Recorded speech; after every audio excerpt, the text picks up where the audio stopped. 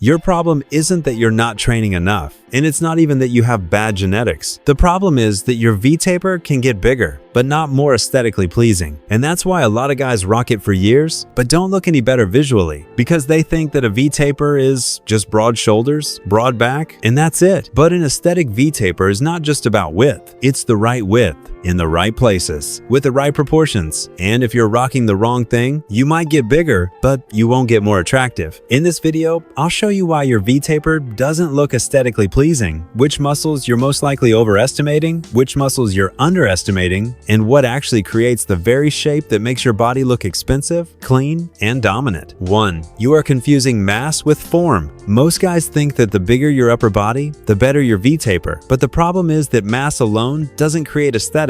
If your upper body grows haphazardly, without the right accents, you won't get a V-taper. You'll just get a tight, heavy silhouette. Sometimes even worse, you start to look shorter, bulkier, and less structured. Aesthetics is not when everything is big. Aesthetics is when the eye reads the silhouette correctly. That is, the top does not look wider everywhere, but exactly where it is needed, and the waist is not lost. 2.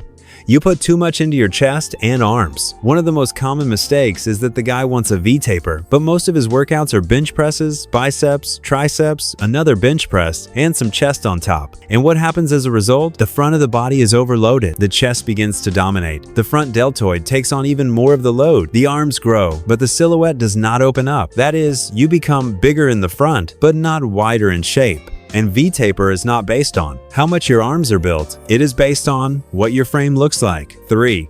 If you don't have lats, you don't have a V-taper. This is where most people really get it wrong. When someone says they want a wide top, they often think of their shoulders. But visual width doesn't just start with their shoulders. It starts with their back. It's the lats that create this effect, when the body seems to open up from the armpits and visually narrows to the waist. If your lats are weak, flat, or you just don't know how to load them, your torso won't look V-shaped. It will either be straight or just square.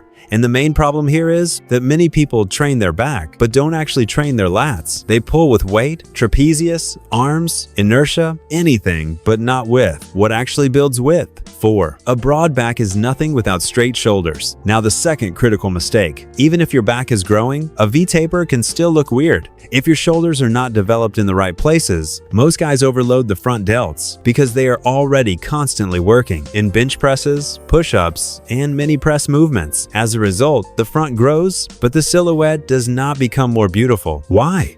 Because the visual cover of the shoulder, which gives you that wide, round, aesthetic look, is not created by the front deltoid. It is created by the middle deltoid, and if it lags behind, you can be strong, you can lift a lot, but visually still not look aesthetically pleasing. 5. Your waist can kill the whole effect. Here's what almost no one wants to hear. A V-taper isn't just about how wide your top is. It's also about how cleanly your waist reads, and if you're gaining weight out of control, overeating fat, or just plain ignoring body composition, your V-taper starts to fade. Even good shoulders and a good back can look mediocre if the middle of the body has lost its definition. And here it is important to understand one thing. A wide waist is not always genetics. Very often it is excess fat, poor form control, lack of discipline in training, and a complete lack of attention to how the body looks in silhouette and not just in numbers. 6. You train for a sense of strength, not a sense of form. Another reason why your V-taper doesn't look aesthetically pleasing is that you're choosing exercises not based on how they build shape, but on where you feel strong. And that's where people get stuck. They like to lift weights. They like to train their arms. They like to do things they're already good at. But aesthetics are often not built where you already dominate. They are built where you systematically cultivate weak visual points. Sometimes the most valuable muscles for your appearance are not the ones you can lift the most, but the ones that radically change your contour. 7. What really builds an aesthetic V-taper? To put it very simply, you need 3 things. First, the lats, which really widen the body, not just the back, but the width. Second, the middle delts, which give the shoulders shape and lateral spread. Third, waist control, so that there is a visual contrast between the top and the middle. And only after that, the chest, arms, and everything else makes sense. Not because they are not important, but because they do not create the basis of the silhouette. The basis of the V-taper is the frame, not decoration. 8.